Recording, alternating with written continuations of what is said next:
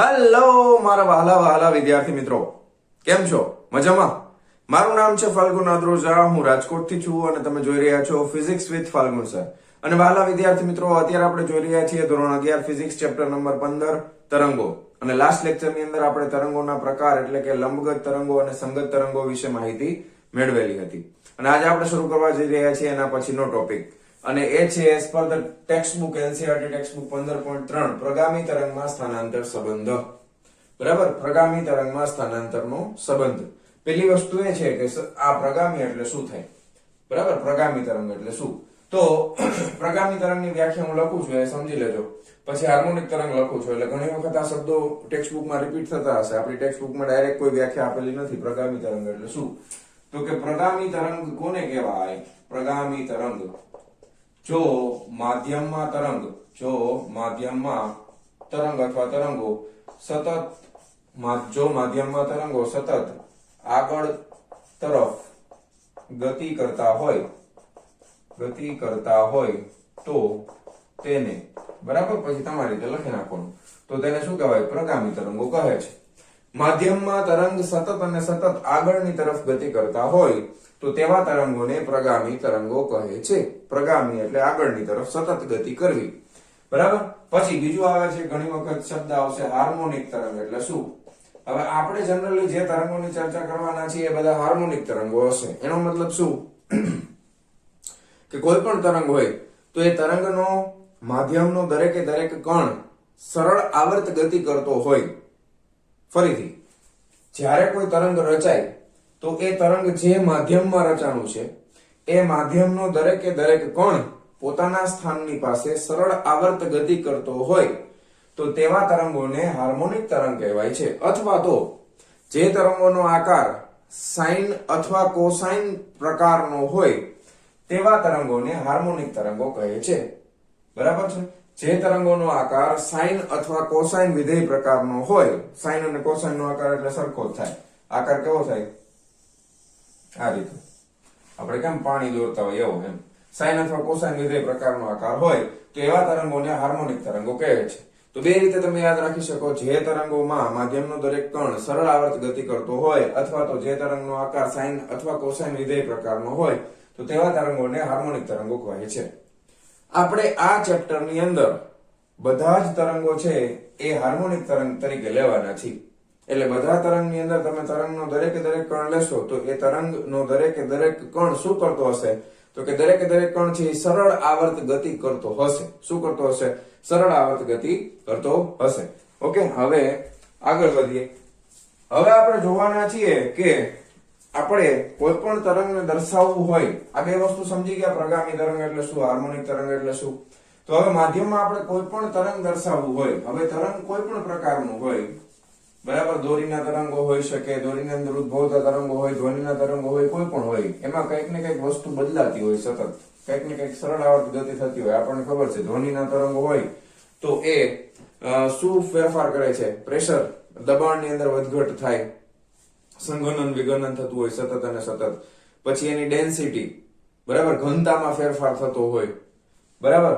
લંબગત તરંગો છે તો એની અંદર દોરી, દાખલા તરીકે આપણે બેસ્ટ ઉદાહરણ લઈ દોરી વાળું, તો દોરીમાં તમે એક સામેના છેડે ટાઈટ બાંધી રાખી છે, પછી તમે હાથેથી પકડી રાખી છે, પછી તમે હાથેથી આમ સરળ આવર્ત ગતિ કરાવો છો, તો આવા પ્રકારનું તરંગ છે એ કેવું બને? સંગત બને કે લંબગત બને? એ પણ આપણે જોઈ લીધું છે. કેવું બનશે? આ લંબગત તરંગ બનશે. બરાબર. તો આપણે અત્યારે જે પ્રગામી તરંગમાં સ્થાનાંતર સંબંધ લેવાનો છે એના માટેનું સમીકરણ આપણે લખવાનું છે. તો એ સમીકરણ તમને ટેક્સ્ટ બુકમાં સીધું આપી દીધું છે. તો એ સમીકરણને કઈ રીતે સમજવું એ હું તમને પાછું ડિટેલમાં સમજાવીશ, પણ અત્યારે આપણે યાદ રાખશું. તમે ઓલરેડી સરળ આવર્ત ગતિ દોલનોની અંદર સમજી લીધી છે આપણે, અને આ તરંગ છે. તો બેમાં તફાવત શું છે એ થોડોક સમજી લઈ. એના માટે હું તમને આ રીતે ટેબલ બનાવીને સમજાવું છું. આ બધી વસ્તુ ખાસ મગજમાં ઉતરવાની છે, કન્સેપ્ટને સમજવાનો છે. તમને હું અહીંયા માત્ર સ આ ગ લખું છું, બરાબર છે. સરળ આવર્ત ગતિ કોણ કરતું હોય? તો કે કોણ કરતો હોય. પછી અહીંયા હું લખું છું તરંગ. તો તરંગ માટે એક કણ ન હોય, ઘણા બધા કણોનો સમૂહ હોય અને એના લીધે તરંગની રચના થાય. બરાબર છે. માધ્યમમાં તરંગ આગળ વધતું હોય એવું જરૂરી નથી કે દર વખતે માધ્યમ જ હોય. આપણને ખબર છે વિદ્યુત ચુંબકીય તરંગો છે શૂન્ય અવકાશમાંથી પણ આગળ વધે, પણ એમાં પણ કઈક વસ્તુ દોલન કરે છે. શું દોલનો કરે છે? એમાં વિદ્યુત ક્ષેત્ર અને ચુંબકીય ક્ષેત્ર છે એ દોલન કરતા હોય છે. 12મા ધોરણમાં આપણે શીખવાના છીએ. તો સરળ આવર્ત ગતિમાં કણ છે અને અહીંયા તરંગ છે. હવે ખાસ તફાવત તમે સમજો. જ્યારે આપણે સરળ આવર્ત ગતિ કરતો કણ લઈએ ત્યારે એમાં જે કણ સરળ આવર્ત ગતિ કરે છે એ પોતાના મધ્યમાન સ્થાનની આસપાસ આગળ પાછળ દોલનો કરતો હશે. બરાબર ને? એના માટેનું સમીકરણ આપણે શું લખીએ છીએ, શું લખી શકાય? જો કણ છે એ ધારો કે આપણે એવું સમજાતા કે અહીંયાથી તમે આમ કે આમ ગતિ કરતો હોય, ધારો કે x અક્ષ ઉપર ગતિ કરે છે, તો એના માટે આપણે સમીકરણ લખતા હતા x બરાબર a cos omega t plus phi. આવું કંઈક સમીકરણ લખતા હતા. બરાબર? સાચું? યાદ આવી ગયું આગળના ચેપ્ટરમાં? પણ ધારો કે મારે આ કણને છે ને દોલનો મારે y અક્ષ ઉપર કરાવવા છે. ધારો કે દોલન મારે y અક્ષ ઉપર કરાવવા છે. અને બીજું તમને એ પણ ખબર છે કે અહીંયા cos ની બદલે હું sin પણ વાપરી શકું છું, sin નું વિધેય. તો આના માટે મારે સમીકરણ આવી રીતે પણ લખી શકાય કે y બરાબર a sin omega t plus phi. બે સમીકરણ ચાલે. બરાબર? અત્યારે આપણે આને થોડીક વાર માટે ભૂલી જાય છે, કારણ કે આપણે આનું કમ્પેરિઝન કરવું છે. ખોટું નથી, આ સાચું જ છે, પણ આને અત્યારે આપણે ધ્યાનમાં નથી લેતા. આપણે આને ધ્યાનમાં લેવાના છીએ. ધારો કે આ સ્થાનાંતરનું સમીકરણ છે. ક્યાં સ્થાનાંતર થાય છે? y અક્ષ ઉપર. a sin omega t plus phi. હવે આ સમીકરણમાંથી થોડુંક આપણે યાદ કરીએ કે આ સ્થાનાંતર છે એ કોનું વિધેય છે? આ કણ છે એ x અક્ષ ઉપર તો ગતિ કરવાનો જ નથી. સ્થાનાંતર થશે તો એ y અક્ષ ઉપર જ થશે. કણ ક્યાં આગળ પાછળ, આગળની તરફ કે પાછળની તરફ ગતિ નથી કરતો, માત્ર ઉપર નીચે ગતિ કરે છે. ક્યાં ગતિ કરે છે? ઉપર નીચે. એટલે એનું સ્થાન છે એ તો y અક્ષ ઉપર જ આવશે. કાં તો ઉપર હોઈ શકે, કાં તો નીચે હોઈ શકે. હવે તમે આ કણને કયા સમયે જોવો છો એના માટે તમે આ જે વિધેય લીધું છે એ કોનું ફંક્શન છે? કોનું? સમયનું વિધેય છે. કોનું વિધેય છે? સમયનું. દાખલા તરીકે t બરાબર 1 સેકન્ડે કણ ક્યાં હતો? તો મારે અહીંયા t બરાબર 1 સેકન્ડ મૂકવું પડે. હું એમ કહું કે 5 સેકન્ડ પછી કણ ક્યાં છે? તો અહીંયા t બરાબર 5 સેકન્ડ મૂકવું પડે. તો મને કણનું સ્થાન મળે. અને આ phi શું છે? તો કે પ્રારંભિક કળા છે. આપણને ખબર છે, ઓલરેડી આ ભણી ગયા છે આપણે. હવે તરંગ માટે મારે આવું સમીકરણ લખવું હોય તો તરંગ માટે એક જ કણ છે? તો કે ના, તરંગ માટે તો ઘણા બધા કણો છે. આપણે ફરી પાછું દોરીનું ઉદાહરણ, હું તમને દોરીના ઉદાહરણ દ્વારા સમજાવવાનો પ્રયત્ન કરું કે અહીંયા દિવાલ છે, બરાબર, ને અહીંયા દોરડું તમે પકડી રાખ્યું હતું અને એ દોરડાને તમે જર કાપી, બરાબર, અને આ રીતનું સાઇન પ્રકારનું એક તરંગ ઉત્પન્ન કરો છો. આ રીતે તરંગ ઉત્પન્ન કરો છો. હવે તમે ધ્યાન આપજો, અહીંયા તમારો હાથ હતો, રેડી? આ તમારો હાથ છે. તમે આ તરંગ ઉત્પન્ન કર્યું અને આ રીતે આગળ વધે છે માધ્યમમાં. હવે આની અંદર શું એક જ કણ છે? તો કે ના, અહીંયા આગળ કઈ કણ છે, અહીંયા કણ છે, અહીંયા કણ છે, અહીંયા બધી અલગ અલગ જગ્યાએ ઘણા બધા અસંખ્ય કણો આવેલા છે. બરાબર? અને તરંગ છે માધ્યમમાં આગળ તરફ ગતિ કરે છે. હવે મારે આ બધા કણો છે ને, આ તરંગ છે એ પ્રગામી તરંગ છે. તરંગ માધ્યમમાં સતત અને સતત આગળ વધી રહ્યું છે. બીજી વસ્તુ, આ તરંગ છે એ હાર્મોનિક તરંગ છે. હાર્મોનિક નો મતલબ થાય કે તરંગના દરેકે દરેક કણ છે એ સરળ આવર્ત ગતિ કરે છે. જો તમે તમારું અવલોકન માત્ર આ એક કણ ઉપર રાખશો તો તમને શું દેખાશે? જેમ સમય વધતો જશે એમ આ કણ ઉપર નીચે ઉપર નીચે ઉપર નીચે ગતિ કરતો હશે. સરળ આવર્ત ગતિ તો કરે જ છે, પણ એક કણ જ સરળ આવર્ત ગતિ કરે છે? ના, બધા જ કણો સરળ આવર્ત ગતિ કરે છે. પણ બધા જ કણ છે એ એક સમાન રીતે સરળ આવર્ત ગતિ કરે છે? તો કે ના, આખે આખા આમ ઉપર નીચે બધાય નથી થતા. બરાબર છે? જ્યારે આનું સ્થાન ઉપર છે તો કોઈ એક કણ છે એનું સ્થાન અહીંયા છે, મધ્યમાન સ્થાનથી આટલો જ ઉપર છે. કોઈ એક કણ છે મધ્યમાન સ્થાન કરતા નીચે છે. તો બધાના સ્થાન અલગ અલગ જગ્યાએ છે. સમજાય તમને? બધા કણોના સ્થાન છે એ અલગ અલગ જગ્યા ઉપર છે. અને શું આ કણ છે એ સતત આ જગ્યાએ રહેશે? ના, સમય બદલાતો જશે એમ આ કણ પાછો નીચે આવશે, વળી પાછો ઉપર જશે, નીચે આવશે, ઉપર જશે. તો આપણે એવું સમજી શકાય કે અહીંયા આગળ તરંગનું જો મારે કોઈ સમીકરણ લખવું હોય તો એમાં મારે સ્થાનની પણ જરૂર પડશે. આ સમીકરણમાં માત્ર સમયની જરૂર પડે છે, પણ આના માટે જો હું સમીકરણ લખીશ તો મારે સ્થાન પણ દર્શાવવું પડશે. કારણ કે ધારો કે હું આને x અક્ષ ધારી લઉં અને ધારો કે આ તરફ હું y અક્ષ ધારી લઉં, તો કોઈ પણ કણનું સ્થાન, ધારો કે આ અહીંયા આગળનો કણ છે એના માટે મારે સ્થાન શું લેવું પડે? x બરાબર 0. બરાબર છે? પછી જેમ આગળ વધતા જશો એમ સ્થાન વધતું જશે, 1 2 3 4 5 6 જે એકમમાં લીધું હોય એ એકમમાં. પછી મારે ધારો કે મારે તરંગનો આ કોણ દર્શાવવો છે, તો આ કોણ માટે x બરાબર સમથિંગ કંઈક હશે ને. ધારો કે આ કોણ માટે x બરાબર x છે એવું આપણે ધારી લઈએ. તો આ સમીકરણમાં મારે કંઈક સ્થાનનું વિધેય પણ ઉમેરવું પડશે. સમય તો આવશે જ. હું તમને એમ પૂછું કે માધ્યમ આ તરંગનો આ કોણ છે એ કઈ જગ્યાએ છે, તો તમે મને શું પૂછો કે સર કઈ જગ્યાએ છે? એનો મતલબ એમ કે આ કોણ છે અહીંયાથી આટલામાં ગતિ તો કરે જ છે, પણ તમે કયા સમય માટે પૂછો છો તો હું તમને જવાબ આપીશ કે આ કોણ આ જગ્યા ઉપર છે. ખ્યાલ આવી ગયો? તો તરંગના સમીકરણમાં સ્થાનની સાથે સાથે સમયની પણ જરૂર છે. સ્થાનની સાથે સાથે સમયની પણ જરૂર પડવાની છે. તો આપણે ધ્યાન રાખજો, પ્રગામી તરંગમાં આખા ચેપ્ટરમાં તરંગનું સમીકરણ આપણે જે વાપરવાના છીએ એ સમીકરણ આ રીતે આપણે લખશું y x, t, એટલે કે આ કણનું સ્થાનાંતર દર્શાવે છે. બરાબર છે? કયા કણનું સ્થાન? તો કે x કણનું સ્થાન દર્શાવે છે. કયા સમયે? તો કે t સમયે કણનું સ્થાન દર્શાવે છે. આ તરંગનું સમીકરણ હું લખવા જઈ રહ્યો છું, ધ્યાન આપજો. આ તરંગનું સમીકરણ આપણે લખશું સ્મોલ a.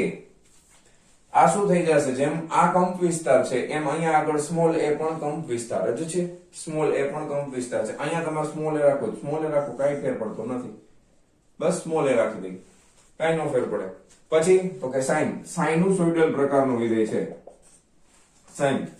અહીંયા ઓમેગા t આવે સીધું. અહીંયા આપણે સ્થાન દર્શાવો છે, પહેલા kx આવશે. બરાબર છે? સ્થાન માટે kx, k શું છે એ બધી વસ્તુ આપણે હમણાં જોઈએ. બરાબર? kx અહીંયા આવશે માઈનસ ઓમેગા t, બરાબર, અને પ્લસ 5. આ પ્રમાણે તરંગનું સમીકરણ આપણે યાદ રાખવાનું છે. આ પ્રમાણે તરંગનું સમીકરણ આપણે યાદ રાખવાનું છે. બરાબર?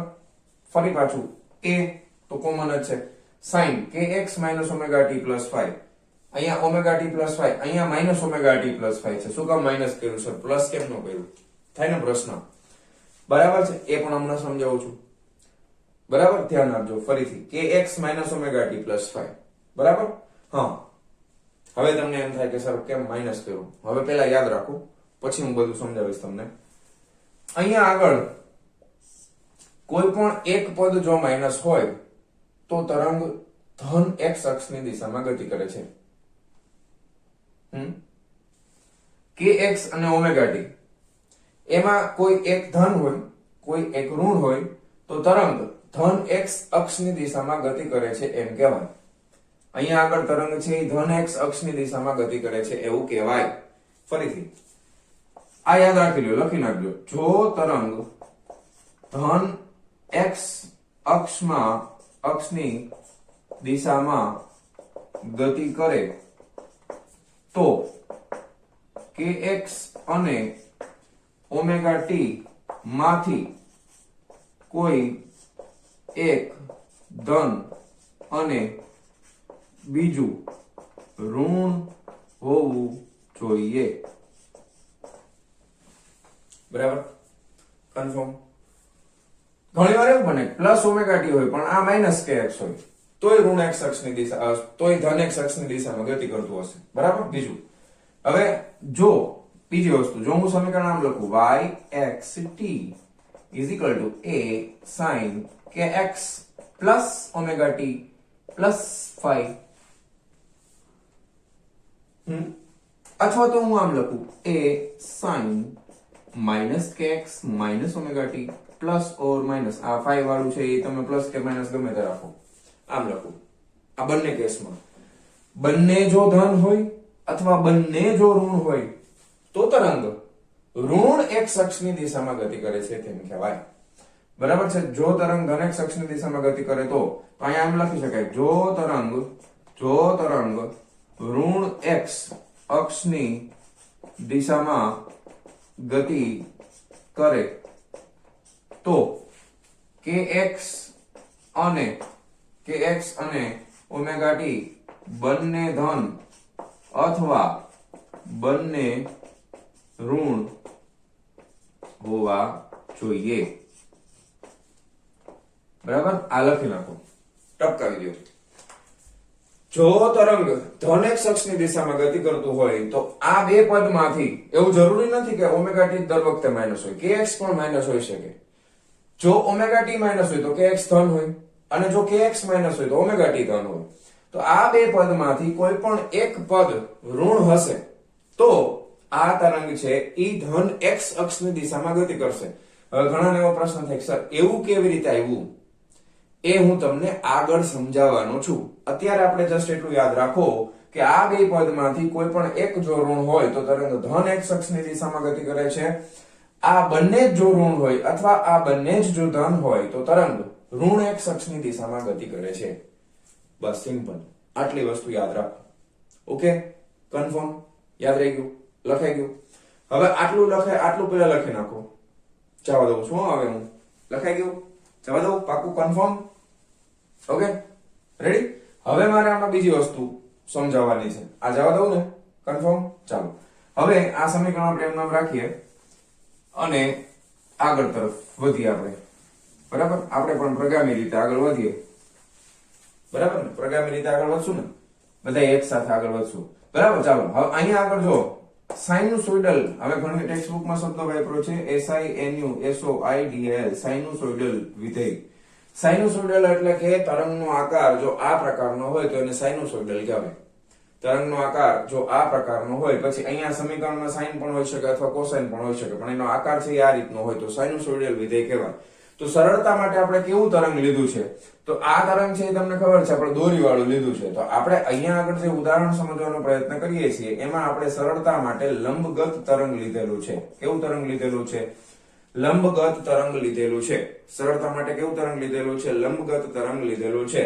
અને તરંગનો દરેકે દરેક કોણ દર્શાવવા માટે આપણે આ સમીકરણ વાપરીએ છીએ. એ સમીકરણમાં બે વસ્તુની જરૂર પડશે, કણનું સ્થાન અને કયા સમય. ધારો કે હું તમને ફિક્સ કરીને આપું, ધારો કે હું તમને કહું કે ભાઈ t બરાબર t0 સમય, બરાબર? તો t બરાબર t0 સમય એટલે આ પદ અચળ થઈ ગયું, અથવા અહીંયા 0 કરી નાખો તો આ પદ ઉડી ગયું. t બરાબર t0 સમય એટલે અહીંયા તમે આ ફિક્સ થઈ ગયું ને, તો આ સાઇન છે એ કોનું વિધેય બનશે? તો આ સાઇન છે એ માત્ર kx નું વિધેય બનશે, કારણ કે આ પદ તો અચળ થઈ ગયું. અચળ વસ્તુ હોય એનું વિધેય ન હોય કોઈ દિવસ. પછી બીજી વસ્તુ, જો હું તમને એમ કહું કે સ્થાન ફિક્સ કરી નાખું તો અહીંયા આગળ તો સાઇન જ આવશે, તો સાઇનુસોઇડલ પ્રકારનું જ વિધેય બનશે. જો આ ફિક્સ થઈ ગયું, અચળ થઈ ગયું, તો કોનું વિધેય બની ગયું? kx નું. જો હું એમ કહું x બરાબર x0 સ્થાને, બરાબર? હવે x બરાબર x0 સ્થાન, તો આ અચળ થઈ ગયું, તો આમાં કોનું વિધેય બને? માઇનસ ઓમેગા ટી વધશે, તો માઇનસ ઓમેગા ટી નું વિધેય બને. પણ એ પણ કોનું બનશે? તો કે સાઇનુસોઇડલ પ્રકારનું વિધેય બનશે. ખ્યાલ આવી ગયો? તો હું બે વસ્તુ દર્શાવી શકું છું. t સમયે કણનું સ્થાન પણ બતાવી શકું અને x સ્થાને અથવા x0 સ્થાને સમય કેટલો હશે એ પણ હું બતાવી શકું. આ માત્ર આ એક જ સમીકરણની મદદથી. ખ્યાલ આવી ગયો? આ એક જ સમીકરણની મદદથી હું t બરાબર t0 સમયે કણનું સ્થાન પણ બતાવી શકું અથવા x બરાબર x0 સ્થાને કણનો સમય પણ હું બતાવી શકું છું. ખ્યાલ આવી ગયો? તો આ છે ઈ પ્રગામી તરંગનું આપણે જે સમીકરણ યુઝ કરવાના છીએ એ સમીકરણ આ યુઝ કરવાના છીએ. આ ખાસ યાદ રાખી લેજો. હવે આપણને ખબર છે કે અહીંયા આગળ બે વસ્તુ, આમાં પ્રારંભિક કળા માટે થઈને આપણે દોલનોમાં એક વસ્તુ શીખ્યા હતા, એ આપણે અહીંયા યુઝ કરવાના છીએ. કે આ સમીકરણને હું આ રીતે પણ દર્શાવી શકું. ધ્યાનથી જોજો કે yxt is equal to આ સ્મોલ a ની બદલે કેપિટલ A લખી નાખીએ sin kx minus omega t plus b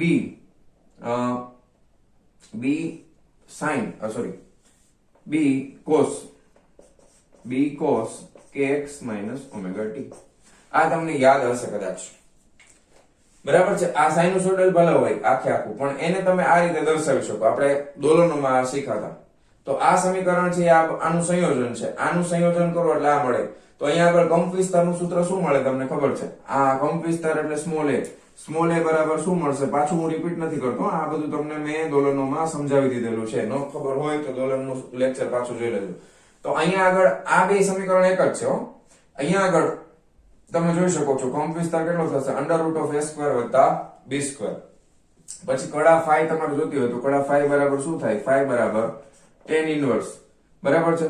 tan inverse y/x, બરાબર? એટલે અહીંયા થઈ જશે b/a. ખ્યાલ આવી ગયો? તો આ રીતે તમે દર્શાવી શકો છો. એક મિનિટ, b/a sin ને cos. રેડી. તો આ વસ્તુ તમને ઓલરેડી મેં દોલનોમાં સમજાવી દીધી છે. દોલનોનો લેક્ચર છે, એ નો યાદ હોય તો જોઈ લેજો. બરાબર છે. તો કોઈ પણ સમીકરણ છે એ આ બે સમીકરણોનું મિશ્રણ હોઈ શકે. ખ્યાલ આવી ગયો? આના ઉપર અત્યારે બહુ વધારે ફોકસ નહીં આપો તો ચાલશે. આપણે આ સમીકરણ યાદ રાખવાનું છે. આ તરંગ માટેનું સમીકરણ છે. તો બે વચ્ચેનો તફાવત યાદ રાખો. માત્ર ઓમેગા ટી જ્યારે સમયનું વિધેય હોય ત્યારે એ દોલન કરતો કોણ હશે, અને જ્યારે એમાં તમે સ્થાનનું વિધેય ઉમેરી દેશો, kx ઉમેરી દો છો, તો એ કોણ છે એ તરંગનું સમીકરણ બની જશે. એ આખે તરંગનું સમીકરણ તમને દર્શાવશે. કોણનું નહીં પણ તરંગનું સમીકરણ છે. ખ્યાલ આવી ગયો? Okay, ready? કઈ વાંધો નથી. હવે આ બધા પદોના નામ તમારે યાદ રાખવાના છે. આ બધા પદ છે એ શું દર્શાવે છે એ તમને સમજાવી દઉં. પહેલી વસ્તુ, આ yxt આ શું દર્શાવે છે કે x સ્થાને અને t સમયે તરંગનું સમીકરણ દર્શાવે છે. ફરીથી, x સ્થાન ઉપર અને t સમયે આ આખા તરંગમાં કોઈ એક કણનું સ્થાન y તમને દર્શાવશે. બરાબર? આ પહેલી વસ્તુ. આ સ્મોલ a શું છે તો કે આ છે એ કંપ વિસ્તાર છે. તરંગનો શું છે? કંપ વિસ્તાર. સ્મોલ a શું છે? તરંગનો કંપ વિસ્તાર. તો આ તરંગનો શું થઈ ગયો છે? કંપ વિસ્તાર થઈ ગયો છે. ઓમેગા શું છે? ઓમેગા છે એ કોણીય આવૃત્તિ છે. ઓમેગા છે એ કોણીય આવૃત્તિ છે. બરાબર ને? ઓમેગા શું છે તો કે ઓમેગા કોણીય આવૃત્તિ છે. પછી ફાઈ શું છે તો કે ફાઈ એ પ્રારંભિક કળા છે. ફાઈ શું છે? ફાઈ એ પ્રારંભિક કળા છે. ઓકે. x શું છે તો કે x છે એ સ્થાન છે. k શું છે? આ k વિશે આપણે ડિટેલમાં જે આગળ જોવાના છે. k છે એ તમે એને તરંગ સંખ્યા પણ કહી શકો. એના માટે બે ત્રણ બીજા શબ્દો છે. અત્યારે તમે યાદ રાખો તરંગ સંખ્યા 2π/λ. k બરાબર 2π/λ થાય. પણ એ ક્યાંથી આવ્યું એ હું તમને હવે નેક્સ્ટ લેક્ચરમાં પાછું સમજાવીશ કે k બરાબર શું આવે? 2π/λ આવે. એ કેવી રીતે આવશે એ આપણે જોશું. બધી વસ્તુ જોવાના છે. ચિંતા ન કરતા. અત્યારે તમે યાદ રાખો k બરાબર શું છે? તરંગની સંખ્યા છે. ખ્યાલ આવી ગયો? તો પ્રગામી તરંગમાં સ્થાનાંતરના સંબંધ માટે પહેલા તમને આ સમીકરણ મગજમાં ફિટ કરી દેવાનું. એના માટેના નિયમો જે તમને મેં લખાવી દીધા કે ધન x દિશામાં ગતિ કરે તો શું હોય, ઋણ x દિશામાં ગતિ કરે તો શું હોઈ શકે, એ પણ તમારે લખી લેવાનું છે. આટલી વસ્તુ નોટ ડાઉન કરો અને હવે આપણે આગળ વધીએ છીએ. બરાબર? ચાલો વિડિયો પોઝ કરીને લખી નાખો. ચાલો જવા દઉં છું. હા, ચાલો વિદ્યાર્થી મિત્રો, હવે આગળ વધીએ. આપણી પાસે હવે તરંગનું લંબગત તરંગ માટેનું એક સમીકરણ આપણે જોયું છે કે જે આપણને સ્થાન અને સમયના વિધેય તરીકે કણનું સ્થાનાંતર બતાવે છે. તો એ સમીકરણ ફરી પાછું લખી નાખીએ. y કોનું વિધેય છે તો કે સ્થાન x અને સમય t નું વિધેય છે. ઓકે, સમીકરણ શું આવે છે? સૌથી પહેલા આવે છે કંપ વિસ્તાર સ્મોલ a. બરાબર? પછી આવે છે સમીકરણમાં સાઇન. પહેલા આવશે kx માઇનસ ઓમેગા t, મતલબ કે ધન x દિશામાં ગતિ કરે છે, પ્લસ આપણે લખી નાખીએ પ્રારંભિક કળા ફાઈ. ઓકે, આ સમીકરણ. હવે આ સમીકરણ આધારે આપણે આકૃતિ દર્શાવેલી છે. ખાસ આના ઉપરથી આ આકૃતિને આપણે સમજવાની છે. આ તરંગ દર્શાવે છે. આ તરંગ છે એ કેવું છે તો કે પ્રગામી તરંગ છે. તરંગ સતત અને સતત સમયની સાથે આગળ અને આગળ ગતિ કરી રહ્યું છે, એટલા માટે પ્રગામી તરંગ કહેવાય.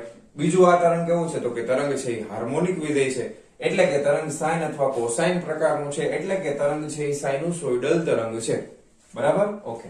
હવે અહીંયા આગળ આકૃતિની અંદર બે વસ્તુઓ ખાસ આપણે જોવાની છે કે એક વસ્તુ છે ચોકડી. આ x નથી, આ ચોકડી છે. આ શું છે? ચોકડી કરેલી છે. આ x દિશા છે, આ y દિશા છે. આ x અક્ષ છે, આ y અક્ષ છે. આ ચોકડી છે. બરાબર? આ ચોકડી. અને બીજું છે એ આ કાળા કલરનું ટપકું. આ બે વસ્તુ શું છે આપણે જોઈએ. બીજી વસ્તુ, તરંગ જ્યારે આમથી આમ સાઇન બનાવે ત્યારે આ x અક્ષની ઉપરનો ભાગ છે એ ધન હોય, x અક્ષની નીચેનો ભાગ છે એ ઋણ હોય. તો કંપ વિસ્તાર ધન x અક્ષ ધન y દિશામાં મહત્તમ બને. આ ઉપર તરફ ધન y આવે ને, તો કંપ વિસ્તાર અહીંયા આગળ જો મહત્તમ બનતો હોય તો એને કહેવામાં આવે છે, આ ભાગને કહેવાય શૃંગ. ઓકે, ઇંગ્લિશમાં એને કહેવાય ક્રેસ્ટ. આને કહેવાય શૃંગ. બમ્પ બને આ રીતનો તો એને કહેવામાં આવે છે શૃંગ. પછી એ જ રીતે કંપ વિસ્તાર નીચેના ભાગમાં મહત્તમ છે પણ ઋણ વાય અક્ષમાં છે. કેમાં છે? ઋણ વાય અક્ષમાં છે. તો નીચે વાટકા જેવો ભાગ જે બનતો હોય તો એનો આ ટોચનો ભાગ છે એને કહેવામાં આવે છે ગર્ત.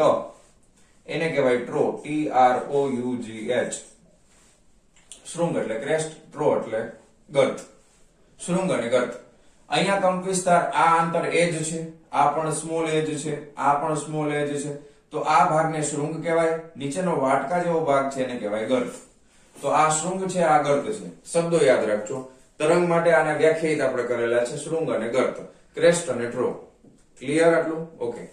આ દિશાને આપણે ધન x અક્ષ માનશું. ઉપર તરફ છે એને ધન y અક્ષ માનશું, નીચે તરફ છે એને ઋણ y અક્ષ માનશું અને ડાબી તરફ છે એને ઋણ x અક્ષ માનવાના છે. ખ્યાલ આવી ગયો? હવે તમે આને દોરડાની જેમ કલ્પના કરો. આ કાળા કલરનું ટપકું છે તમે હાથમાં પકડી અને દોરડાને આમ આમ આમ આમ આમ કરાવો છો અને તરંગ એક જનરેટ કરો છો. બરાબર? તરંગ એક બનાવો છો. આ રીતે તરંગ બનાવો છો.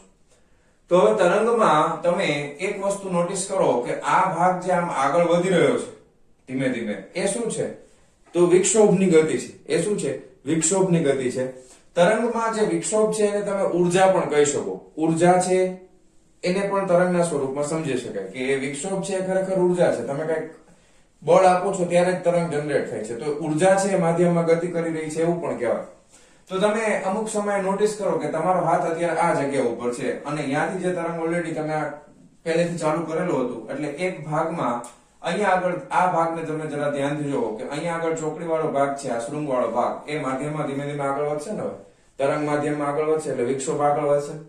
તો તમારું આ હાથ અહીંયા હતો, પછી એમ કરતા કરતા નીચે આવ્યો. તમારો હાથ જેવો નીચે આવશે એટલે આ શૃંગ છે એ આગળ તરફ ગતિ કરશે. હવે આ શૃંગ આગળ તરફ ગતિ કરતા કરતા અહીંયા પહોંચી ગયું. જો તમારો હાથ ક્યાં પહોંચ્યો? નીચે. બરાબર? હવે નીચેથી વળી પાછો તમારો હાથ છે નીચેથી પાછું ઉપર તમે ગતિ કરાવશો તો શૃંગ વળી પાછું અહીંયાથી પાછું આગળ વધીને અહીંયા પહોંચશે. શૃંગ વાળો ભાગ, આ તરંગ, આ એક જ ભાગને ધ્યાનમાં લ્યો તો આ ધીમે ધીમે ધીમે ધીમે ધીમે ધીમે શું થાય છે? માધ્યમમાં આગળ અને આગળ તરફ ગતિ કરી રહ્યું છે. આ ભાગ તમે જુઓ, આ ભાગ છે માધ્યમમાં સતત અને સતત આગળ તરફ ગતિ કરી રહ્યો છે. અને આ ભાગ છે એ શું દર્શાવે છે? તમે તરંગ જે જનરેટ દોરડું પકડી રાખ્યું છે એ ભાગ આમ ઉપર નીચે કરો ટપકાને તો એ આ કાળા ટપકા વડે દર્શાવેલો છે. બરાબર? નીચેથી ઉપર, ઉપરથી પાછું નીચે. બરાબર છે? તો આ અહીંયાથી જો અહીંયા નીચે તરફ જાય છે, નીચે તરફ જાય છે. હવે નીચેથી તમે પાછું શરૂઆત અહીંયા સ્થિર થઈ ગયું. બરાબર? અહીંયા ફિક્સ થઈ ગયું. પછી ત્યાંથી તમે ઉપર તરફ ગતિ કરાવવાનું શરૂ કરો છો. બરાબર? આ ઉપર વહી ગયું, પણ ઉપરથી પાછું નીચે તરફ ગતિ કરશે. એ રીતે ખ્યાલ? આમથી આમ કરીને આપણે સરળાવર્ત ગતિ. તો અહીંયા આ પહેલું કોણ છે, પહેલો જ કોણ છે. તો પહેલા કોણ માટે એક વસ્તુ નોટિસ કરો કે સ્થાન છે એ 0 થાય. પહેલા કોણ માટે સ્થાન કેવું થાય? 0. અહીંયા x બરાબર શું આવે? 0. બરાબર ને?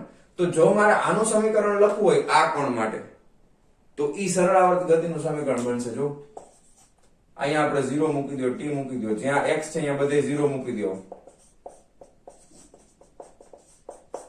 તો ખાલી આવું બનશે. તો આ તો સરળાવર્ત ગતિનું સમીકરણ થઈ ગયું ને. જો સ્થાન તો છે નહીં. તો આ તરંગનું સમીકરણ છે પણ પહેલા કોણ માટે કે જ્યાં સ્થાન 0 હોય, જો સ્થાન 0 મૂકવામાં આવે તો એ સમીકરણ છે એ કોનું બની જાય છે? સરળાવર્ત ગતિનું સમીકરણ બની જાય છે. બરાબર છે? ક્લિયર? તો આટલી વસ્તુ નોટ ડાઉન કરવાની છે. અને આ શૃંગ વાળો ભાગ છે એ પણ સતત આગળ વધતો હોય, ગર્ત ન વધે, ગર્તે વધે. બરાબર? આ તો આપણે ખાલી સમજવા માટે કે વિક્ષોભ માધ્યમમાં કઈ રીતે આગળ વધે છે એ એક વસ્તુને આપણે ધ્યાનમાં લઈએ તો આપણને વધારે આઈડિયા આવે. જો તમે આ ગર્તને ધ્યાનમાં લેશો તો આ ગર્ત પણ ધીમે ધીમે ધીમે ગર્તને પણ ધ્યાનમાં લો. અહીંયા છે, પછી અહીંયા છે, પછી અહીંયા આવી ગયું, પછી અહીંયા આવી ગયું, પછી અહીંયા આવી ગયું. જોયું? ગર્ત પણ ધીમે ધીમે ધીમે ધીમે આગળ તરફ ગતિ કરી રહ્યું છે. તો શૃંગ પણ આગળ વધશે અને ગર્ત પણ માધ્યમમાં આગળ તરફ ગતિ કરશે. હવે આજના લેક્ચર માટે આપણે આટલી વસ્તુ રાખીએ છીએ. હવે નેક્સ્ટ લેક્ચરમાં આ આકૃતિના આધારે ઘણી બધી વસ્તુઓ આ તરંગના સમીકરણમાંથી અને આ આકૃતિ ઉપરથી આપણે વ્યાખ્યાયિત કરવાની છે. બરાબર છે? જેના વિશે થોડી ઘણી વસ્તુ તમને ઓલરેડી ખબર છે કારણ કે તમે આગળ પણ તરંગો વિશે અભ્યાસ કરેલો છે. બરાબર? જેમ કે તરંગ લંબાઈ શું થાય, કંપ વિસ્તાર શું થાય, બરાબર, તરંગ સંખ્યા, કોણીય તરંગ સંખ્યા સ્મોલ k એટલે આ કોણીય તરંગ સંખ્યા છે એ શું થાય, એ બધી વસ્તુ આપણે હવે નેક્સ્ટ લેક્ચરમાં જોવાના છીએ. તો આજના લેક્ચર માટે ખાસ તમારે યાદ રાખવાનું છે આ તરંગનું સમીકરણ યાદ હોવું જોઈએ. અડધી રાતે પણ તમને કોઈ પૂછે તો આ સમીકરણ તમને આવડતું હોવું જોઈએ. અને આમાં ખાસ તો પ્લસ માઇનસ ને ધ્યાનમાં રાખવાના છે. આ બે માંથી કોઈ પણ એક પદ માઇનસ હોય તો તરંગ ધન x અક્ષની દિશામાં ગતિ કરે છે. બંને ધન હોય અથવા બંને ઋણ હોય તો તરંગ ઋણ x અક્ષની દિશામાં ગતિ કરે છે. ક્લિયર? ઓકે, તો મારા વહાલા વિદ્યાર્થી મિત્રો, આજનો આ લેક્ચર આપણે અહીંયા પૂરો કરીએ છીએ. મળીએ છીએ નેક્સ્ટ વિડિયો લેક્ચરમાં આના પછીના ટોપિકની સાથે. ત્યાં સુધી આવજો.